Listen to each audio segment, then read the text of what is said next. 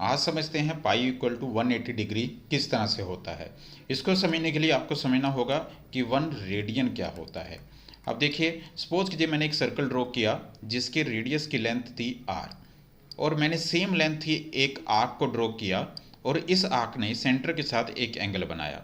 इसी तरह से मैंने एक छोटा सर्कल ड्रॉ किया जिसकी रेडियस की लेंथ मान लेते हैं आर है, और इसकी सेम लेंथ का मैंने एक आर्क को ड्रॉ किया जिसकी सेंटर के साथ एंगल बना। इसी तरह से मैंने एक बहुत बड़ा सर्कल ड्रॉ किया, मान लीजिए कि इसके रेडियस की लेंथ है आर, और मैंने एक आर्क को ड्रॉ किया जो सेम रेडियस की लेंथ की थी, इसने सेंटर के साथ एक एंगल बनाया। अब कमाल की बात यह है कि कितने भी आप लोग सर्कल ड्रॉ कर लें, अगर आपके आर्क की लेंथ और रेडियस की लेंथ सेम है तो इनके बीच में जो बनने वाला एंगल है वो एंगल सबका सेम रहता है। बस उसी एंगल को ही हम लोग 1 रेडियन बोलते हैं। अब दूसरी बात को समझिए, सपोज कीजिए कि मैंने एक आर्क को जिसकी लेंथ एस थी उसको ड्रॉ करने के बाद इसने जो सेंटर के साथ एंगल बनाया, मान लेते हैं कि थीटा बनाया, जैसे जैसे मैंने आर्क की लेंथ को बढ़ाया वैसे वैसे ये एंगल भी बढ़ना शुरू हो गया। अब जैसे जैसे आप लोग आर्क की लेंथ को बढ़ा रहे हैं वैसे वैसे एंगल बढ़ रहा है। इससे क्या पता चल रहा है, जो एंगल है हमारा वो डायरेक्टली प्रोपोर्शन टू आर्क की लेंथ के है। यानी कि इसको ऐसे अगर लिखा जाए कि एंगल इक्वल टू, अगर मैं इसमें डायरेक्टली प्रोपोर्शन हटा दूं और यहाँ पर के और आर्क कर दूं तो ये गलत नहीं होगा। तब मान लेते हैं एक सर्कल मैंने ड्रॉ किया जिसके रेडियस की लेंथ मान लेते हैं कि वो आर है, और सेम लेंथ की मैंने आर्क को ड्रॉ किया जिसकी लेंथ मान लेते हैं आर है।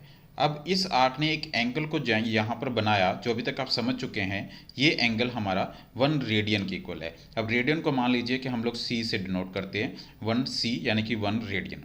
अब इसका मतलब क्या हुआ, अभी जो हमने समझा, हमने क्या समझा कि जो एंगल है वो इक्विवेलेंट किसके है, के और साथ में आर्क के। अब एंगल कितना मिल गया है हमें, 1 रेडियन। अब 1 रेडियन किसके इक्विवेलेंट हो रहा है, के, और आर्क की लेंथ है आर। अब मान लीजिए कि इस इक्वेशन को हम लोग फर्स्ट इक्वेशन बोल देते हैं। अब आप देखिए, जैसे जैसे मैंने इसकी लेंथ को बढ़ाया, आर्क की लेंथ को बढ़ाते बढ़ाते बढ़ाते बढ़ाते मैंने इसे हाफ सर्कल को कवर कर दिया, और अब जो आर्क की जो लेंथ है वो कितनी होगी। अब आप समझते हैं पूरे सर्कल की लेंथ 2πr होती है, तो हाफ सर्कल की लेंथ कितनी होगी, वो πr होगी। अब πr होगी तो अब आप देखेंगे यहाँ पर अगर मैं आर की जगह पर πr लिख देता हूँ और k को k रहने देता हूँ, और अब जो ये एंगल बना है, अब ये एंगल कितना हो गया है, 180 डिग्री अपनी लैंग्वेज में। अब आप यहाँ पर एंगल को लिख दीजिए 180 डिग्री, बस इसको आप दूसरी इक्वेशन मान लीजिए।